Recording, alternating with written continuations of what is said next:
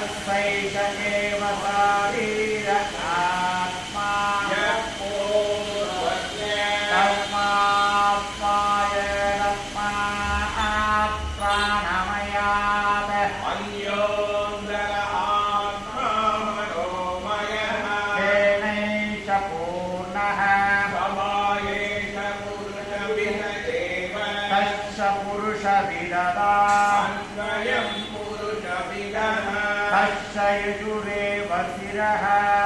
दक्षिणः पक्षः सामोन्दरः पक्षः आदेश आत्मा अदर्वाङ्गिरसमुत्सम्प्रदिष्टा तदप्येतस्तो भवति यतो वाचो निवर्तन्ते अप्राप्य मनसा सह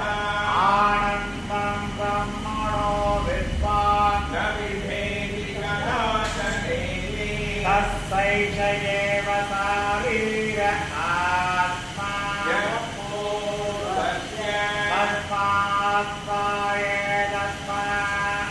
मनोमयात् अन्योऽन्तः आत्मा विज्ञानमयः तेनैष पूर्णः समायेष पुरुषविद एव तस्य पुरुषविदता अन्वयो पुरुषविदः तस्य स्वद्दैव शिरः दक्षिणः पक्षः सत्यमुत्तरः पक्षः योग